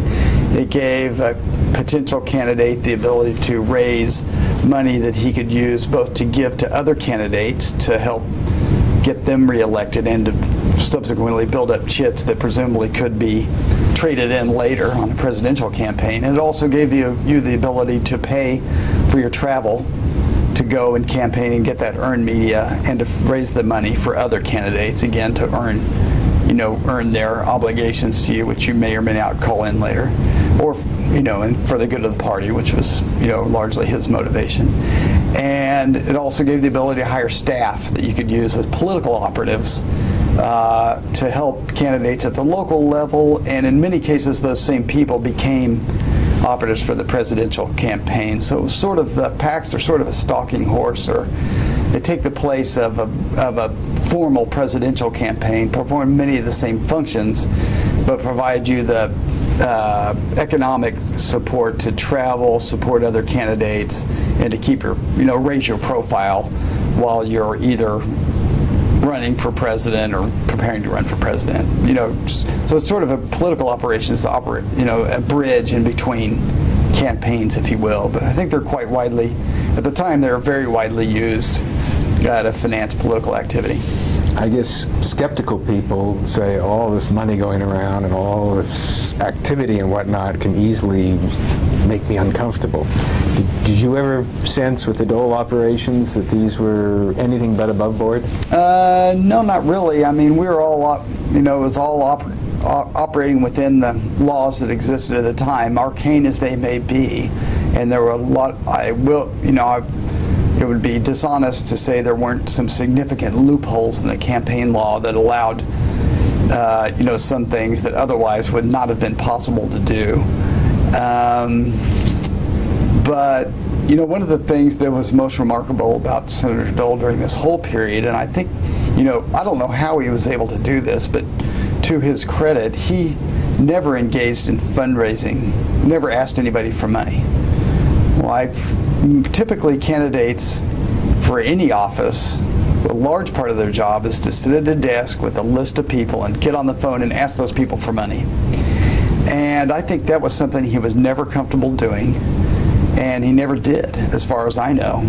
Throughout all this time when he was Senate Majority, running for president twice, he always had the ability to have other people do that work for him. And so I found that he was never really conflicted by, you know, personally by anybody, because he never asked anybody for money personally. So I don't know how he was able to pull that off during this whole period, but, you know, at different times it was sort of notorious and became sort of a running joke about, well, did you send him the call? You know, I would leave every weekend with a call list of people he's supposed to call and ask to raise money, and he would never call any of them. And so I'd go back and turn it in and say, he didn't call anybody. To much of the frustration of the fundraising team at every time. So who were the people making the calls? Joanne Coe was a major fundraiser that people, you know, her different roles, and Kirk Klinkenbeard, who was a guy I worked with, was the, you know, always a finance guy. And then as, you know, as the campaigns get larger, after a while you have large staffs of people, both locally and nationally, whose responsibility it is to both speak to people who raise a lot of money themselves and to organize events in the states, you know, to raise money. So it was something, that fundraising part, of course we attended thousands of fundraisers. I mean, that was required, but sort of the nitty gritty, you know, begging for money, he never did, never had to do. And so to his credit, I don't know how he was able to pull that off over all these years, but he did. And so I think there was much less of a conflict for him than there may be for others. What adjectives come to your mind to describe the 96-hour marathon at the end of the 96 campaign? Oh, wow. Well, you know, it was exhausting, and it was exhilarating, and it was exciting, and it was depressing, and it was a lot of things. For me, it was a particularly difficult period because I had some, I can recall the first night of the 96 hours, we were in Columbus, Ohio, and I was having terrible dental pain. You know, when you're campaigning like this for so many consecutive months, you never get to take care of any personal business. And so I had this tooth problem, and it had gone so bad to the point that the night that we started the 96 campaign, we were in Columbus, and one of the Secret Service agents was from Columbus, and it turns out his wife was a dentist. And so she opened her office, I think, at 10 p.m. the first night of this campaign, and I got a root canal at 10 p.m.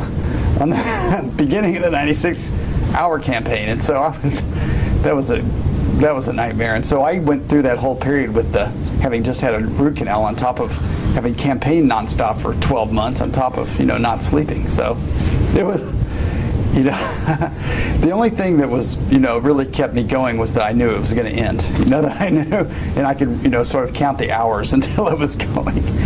But, you know, at several points, you know, being at I think I can recall being I don't even remember the cities particularly, but I think there was an airport rally in Denver at like 3 a.m.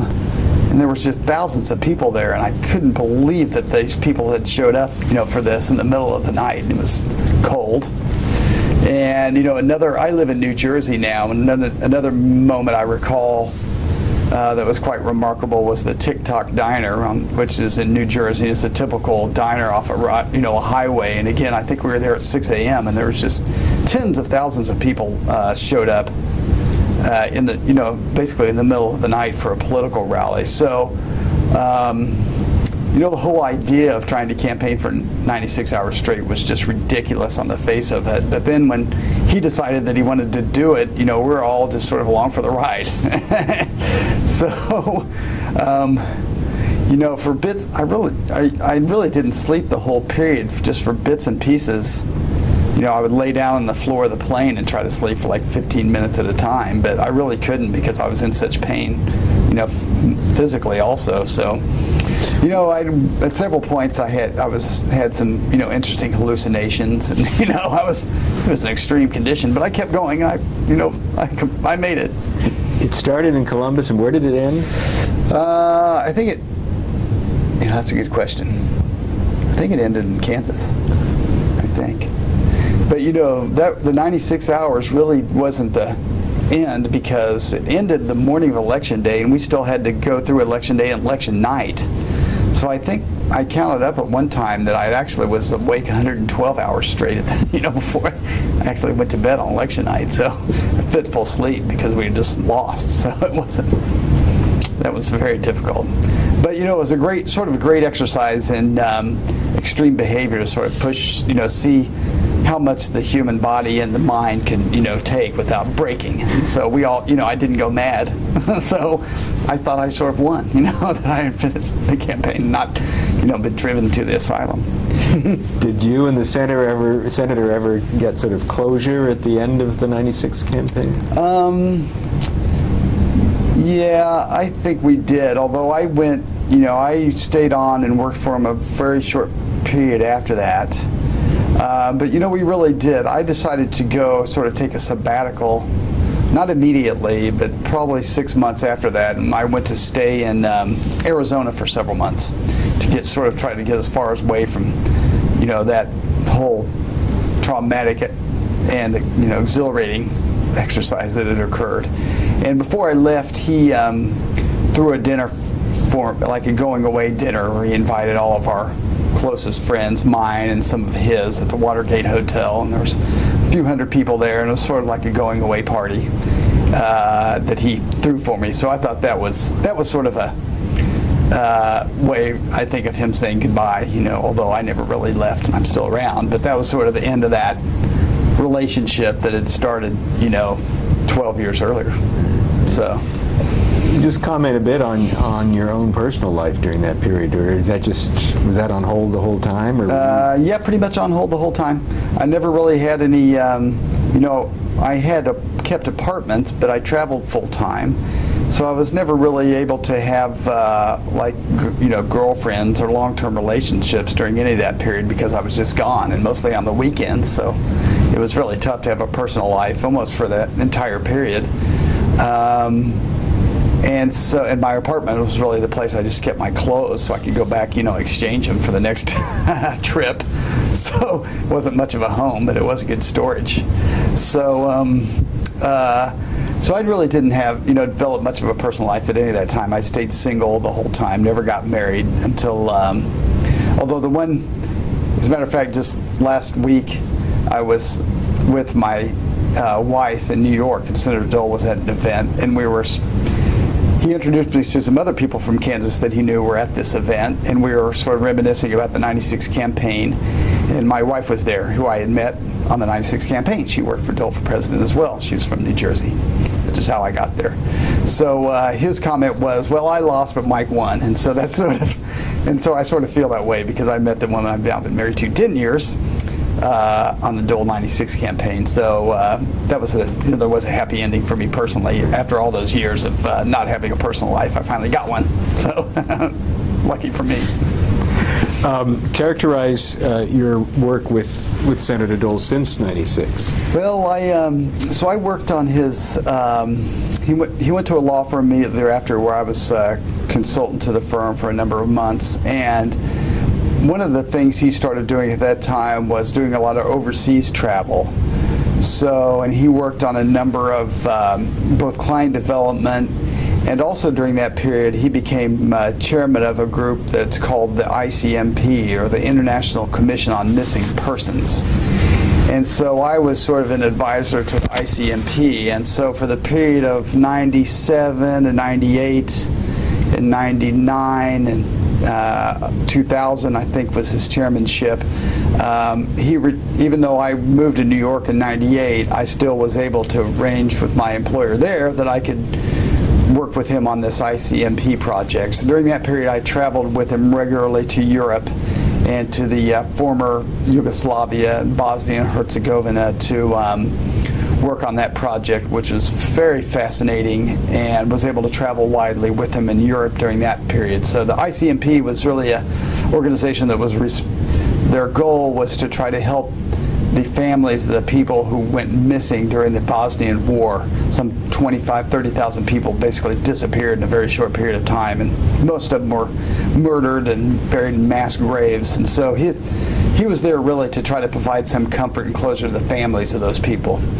So we spent a lot of the time meeting with families of people whose husbands and sons and daughters had just disappeared. So it was a major humanitarian undertaking, and he was a leader of this group. And so that was a really great experience for me personally, to not only to be able to travel in Europe and in that area widely and still have my association with him, but I was able to spend some time with him and also learn a great deal about Yugoslavia and Europe. So that was a real great experience. I went to all over the globe with him during that period. So you had mentioned that you'd been to so many countries with Senator Dole. Yes. And I don't think we can give the same attention to that as we've done to these other matters. Yes. But coming as yourself from Kansas and with this Midwest approach to life, yes. What are your observations about Dole on the international scene? What was always remarkable to me is about how widely he was known in other countries. So I guess it sort of impressed me what the impact of the national media, the American media, is worldwide, because particularly with the onset of the cable and the international cable, so that his image and his since this was on the heels of the '96 campaign, it was remarkable how well known he was in virtually every country we went to. And even during that period, he was a private citizen, was no longer in office, but it was remarkable to me the ease by which he was able to gain access to world leaders even then, and the esteem that he was held by presidents and heads of state in a number of countries, and his ability to get access to them, whether for his private clients or for these humanitarian efforts, I found to be just remarkable. And of course, his behavior towards other people never changed. I think I described earlier how it was sort of indifferent to a person's station in life. He always treated everyone he met with respect, and that also, I found that to be true also in these countries. Whereas, in particular in Bosnia, or the former Yugoslavia, he would he would be sitting with one of these mothers whose child had been murdered and buried in a mass grave, and treat her with great respect, and take her very seriously, and also meet with Milosevic, and with equal amount of respect. I mean, he was very firm and tough with Milosevic, but still his ability to sort of deal with both ends of the spectrum on a political issue of that magnitude, I found just remarkable. Did you travel with him to the site of his injury in Italy, or was that? I never. That's one place I never went with him. But you did accompany him to Normandy. I did not. Oh, I thought you did. No, that's 94. That's one period. I was actually in '94. I was in Kansas still, working for his PAC, Campaign America, and sort of organizing for the '94 election cycle. So that is not a trip that I had made with him. How do you think he'll be remembered? I think, and I do talk to other people about that now, but I think in retrospect he'll be remembered as a man of great character and intellectual honesty. And one of the things that's most remarkable, particularly in this day and age, is that, at no point was he really tarred by any scandal, personal or political, ever. Which, maybe I'm just sort of I'm not objective because of my closeness to him for this long period of years, but I sort of view a lot of the political leadership I see now in the country, and it's sort of remarkable to me that he was able to stay in the public eye for so many years and retain his positive, other people's positive view of him without really being marred by any sort of bad behavior. So sadly, to say, that's probably one of the most remarkable things about him, I think, is that he's really was untouched by any sort of scandal and not tainted in any way, and really will be remembered, I think, as a great statesman. I think that's one of the things you'll find when talking to people who might have, and I've found over the years, who know of my association with them, even people who are on the opposite extremes politically or ideologically, will always speak to his greatness of his character, and that he always did what he believed was right. And I think that's probably what he'll be remembered as. Interestingly, my experience with him, although I spent a lot of time in the Capitol with him, one of the, I think, probably one of his greatest capabilities, which probably isn't widely recognized, is his skill as a legislator was just legendary. It was remarkable, his ability to get people to compromise and come together to agree on making public policy. And I think that's one of his great legacies that the Dole Institute in particular is trying to highlight, that it is possible to disagree but get along. So I think that's probably his most remarkable achievement, is his ability to bring people together. And how will you remember him personally? Well, one of my personal memories of him is, and I think always will be, is that he was a really strong sort of a father figure to me in many ways. During a lot of this time, I was always felt to be a member of the family, and for many of these years he went to Russell on a regular basis, and I was always included when he went and spent time with his family, and I was always there too. And one particular memory that still strikes me is when his brother Kenny died, and which Kenny was very close to him, and I knew Kenny well too, and I always made great pains to go visit Kenny as much as I could in Russell when I was in Kansas. And I sat with the family at Kenny's funeral, which is something I'll never forget, that I felt like I was really included as as a member of the family for a lot of that period. So that's probably my legacy, is that I'll always be that my relationship to him was not really that as a staff member to a boss, but more of like a friend, or that. And I think that I've heard him refer to me to others as being his friend too. So that's probably the legacy I'll come away with, is that I was really not only just a employee, although I was for most of the time, but more that and now in these years since I haven't been, which has been 10 years, that I've been more of a friend to him than anything. Before we started today, you spent about a half hour, I guess, with him. I did. Kind of a reunion, although this happens fairly regularly, yes, I guess. Yes. What do you chat about? He loves to talk about politics, and so I pay great attention to it as well, and always have.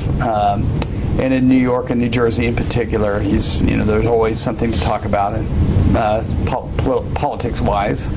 And presidential campaign is underway now, so we have a lot that we can compare. What is going on then, went on then, and what's going on now with the candidates. And in particular today, we were sort of reminiscing at length about President Nixon.